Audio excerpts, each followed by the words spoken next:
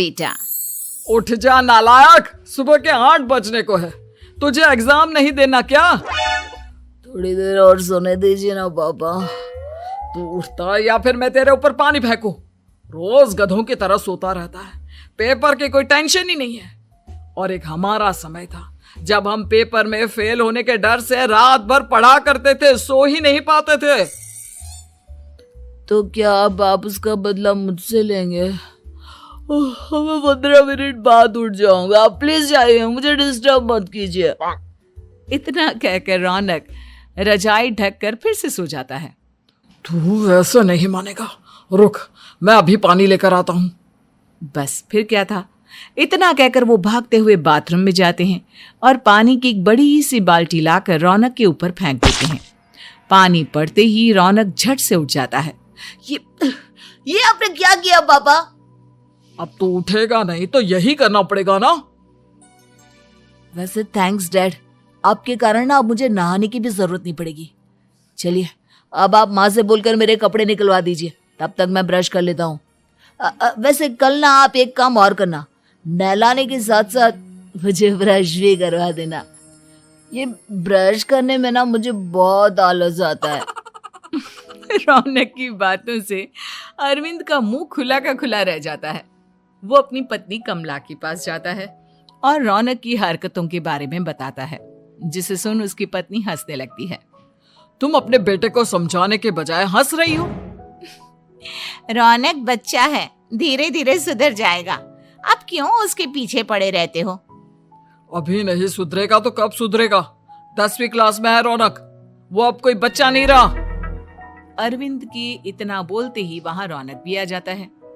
क्या डैड, मैंने आपको एक काम दिया था, वो भी नहीं हुआ आपसे। अरे क्या हुआ बेटा?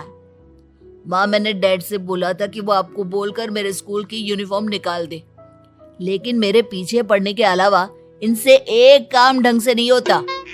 देख रही हो कमला, देख रही हो अपने लाडले को? अरे आप चुप रहिए जी। चलो बेटा, मैं तुम्हें कपड़े निकाल कर दे देती हूँ। बस ऐसे ही साल पर साल बीतते जाते हैं, लेकिन रौनक के रवैये में कोई बदलाव नहीं आता। वो पहले से भी ज्यादा आलसी और पूरी तरह अपने माता पिता पर निर्भर हो जाता है। 2 साल बाद पता नहीं कहाँ गायब रहता है पूरे दिन, अब तक तो आ जाना चाहिए था। अरे आप इतनी फिक्र क्यों कर रहे हैं उसकी?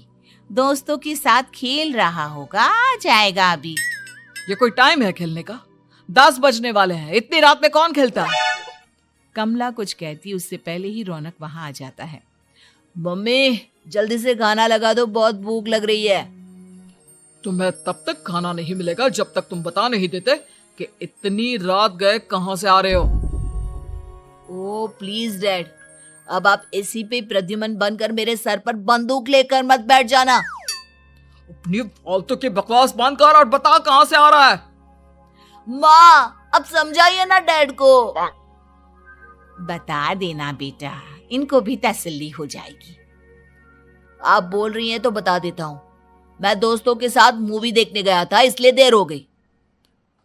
तो इन सब चीजों में मेरे पैसे उड़ाता है? कभी 1 रुपया कमाने के बारे में सोचा है तूने? जब देखो हवा की तरह पैसे उड़ाता रहता है। माँ अब आप इन्हें चुप करा दीजिए, वरना ना मुझे गुस्सा आ जाएगा। अच्छा क्या कर लेगा? बता ना क्या कर लेगा तू? वैसे बात तो ठीक ही है, मैं कर ही क्या सकता हूँ, पैसे तो फिर भी मैं आपसे ही मांगूंगा ना। चलिए अब ये सब बात छोड़िए और मम्मी मेरे लिए खाना लगा दीजिए। अभी लगा देती हूँ बेटा। मैं बता रहा हूँ कमला, एक दिन ये ऐसे ही बिगड़ जाएगा। ओफो, आप क्यों इतना पीछे पड़े रहते हो मेरे बच्चे के? बात की बाद में देखेंगे, अभी आप शांति से उसे खाना खाने देंगे। अगले दिन, डैडी मुझे 10,000 रुपए चाहिए। हाँ? अब इतने पैसे क्यों चाहिए तुझे? डैड आप बिना सवाल किए कभी पैसे नहीं दे सकते क्या? जब तक तू बताएगा नहीं तुझे पैसे भी नहीं मिलेंगे। अरे अब आप अपने बेटे को पैसे भी नहीं दे सकते? नालायक, तेरी उम्र के लोग नौकरी करते हैं और एक तू है जो नौकरी करने का नाम ही नहीं लेता कभी। आप लोगों के होते हुए भला मैं नौकरी क्यों करूं?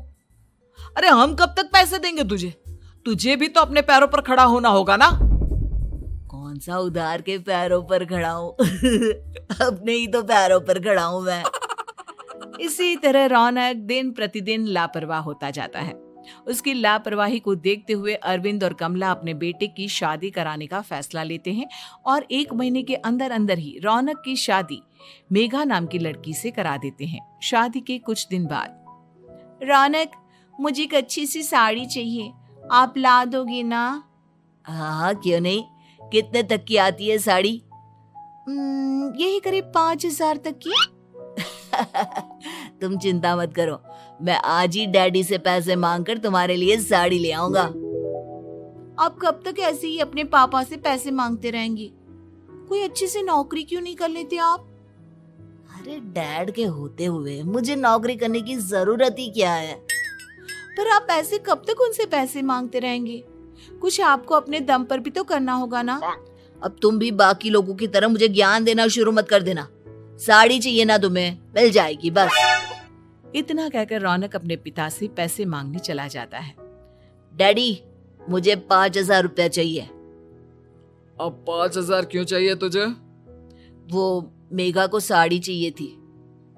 अरविंद आगे बिना कुछ कहे चुपचाप उसे पैसे निकाल कर दे देता है। कुछ दिन बाद, तुम्हें नहीं लगता कमला, रौनक हम पर पहले से भी ज्यादा डिपेंड हो गया है? मुझे तो अब उसके भविष्य की चिंता होने लगी है। कल को हमें कुछ हो गया तो वो क्या करेगा? काश तुमने पहले ये सोच लिया होता तो आज हमारा बेटा इतना लापरवाह नहीं होता। तब मुझे कहाँ पता था कि मेरा लाड़ प्यार उसे इतना बिगाड़ देगा कि वो इस हद तक लापरवाह बन जाएगा। कोई बात नहीं, अभी भी देर नहीं हुई। मुझे पता है उसे कैसे सुधारा जा सकता है। कैसे? अरविंद कुछ कहता उससे पहले रौनक वहां आ जाता है और पैसों के लिए हाथ फैलाने लगता है। डैड, मैं और मेघा बाहर घूमने जाना चाहते हैं। अरे वाह, ये आज सूरज कहाँ से निकला है? Dad please. अच्छा चलो अब मुद्दे की बात करो। मुझे अब 25,000 चाहिए। अब तुम्हें 1 रुपया भी नहीं मिलने वाला। अगर तुम्हें पैसों की इतनी ही जरूरत है तो कोई ढंग की नौकरी कर लो। मम्मी, आप कुछ कहिए ना डैड को। बेटा, वो गलत क्या बोल रहे हैं? ये सब हम तेरे भले के लिए ही तो कर रहे हैं। मम्मा, मैंने बताया ना आपको, मुझे नहीं करनी कोई जॉब वॉब। तो ठीक है, निकल जाओ हमारे घर से।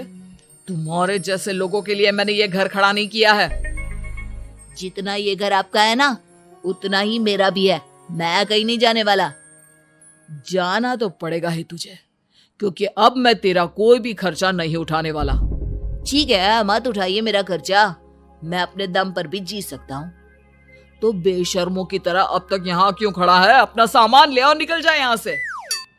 रौनक पैर पटकते हुए वहां से चला जाता है। घर से निकालना जरूरी है क्या उसे? बिना पैसों के कौन रखेगा उसे किराए पर? अगर उसका भविष्य सुधारना है तो हमें अपने दिल पर पत्थर रखकर ये कदम उठाना ही होगा।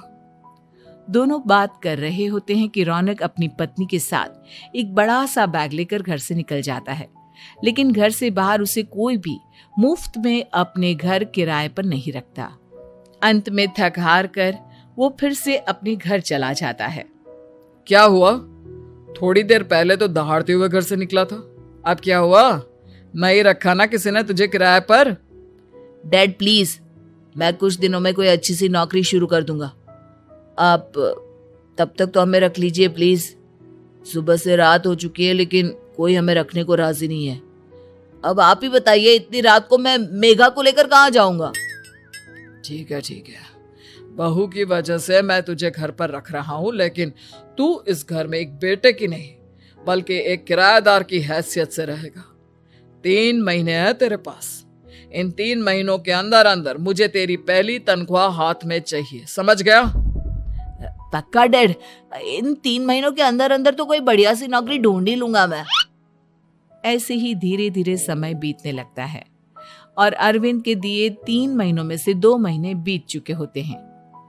पापा जी ने हमें 3 महीने दिए थे, जिसमें से 2 महीने तो बीत चुके हैं। अब ये आखिरी महीना बचा है। अरे तुम चिंता मत करो, आज मेरा ना 2 जगह इंटरव्यू है, दोनों में से कहीं ना कहीं तो जॉब लगी जाएगी। अच्छा, all the best. Raunak interview के लिए निकल जाता है, जिसके बाद शाम में रौनक घर आता है। कैसा गया इंटरव्यू? आपकी नौकरी लगी या नहीं? अरे पहले सांस तो ले लेने दो अच्छे से। बताइए ना, मुझसे तो जरा भी इंतजार नहीं हो रहा है। वो दरअसल बात यह है कि मेरी नौकरी तो लग चुकी है, लेकिन पैसे बहुत कम है। कितने पैसे हैं? 15,000। इतने में अरविंद और कमला मिठाई का डिब्बा लेकर आ जाते हैं। बधाई हो बेटा। हम जानते थे तेरी जॉब जरूर लगेगी। लेकिन मेरी सैलरी बहुत कम है मम्मा। कम है तो क्या हुआ, धीरे धीरे बढ़ जाएगी। हाँ बेटा, हम तो बस चाहते थे कि तू अपने पैरों पर खड़ा हो जाए।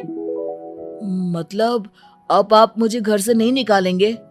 नहीं, ये सब हमने तुझे जिम्मेदार इंसान बनाने के लिए किया था। Thank you mummy papa. अगर आप दोनों ऐसा नहीं करते तो मुझे कभी अपनी जिम्मेदारियों का एहसास तक नहीं होता। आज आपने मुझे सिखा दिया कि इंसान का अपने पैरों पर खड़ा होना भी जरूरी होता है। इतना कहकर रौनक झट से अपने माता पिता के गले लग जाता है और अपनी कमाई की पहली तनख्वाह वो अपने माता पिता के हाथ में सौंपता है। इस तरह रौनक एक गैर जिम्मेदार व्यक्ति से एक जिम्मेदार व्यक्ति बन जाता है।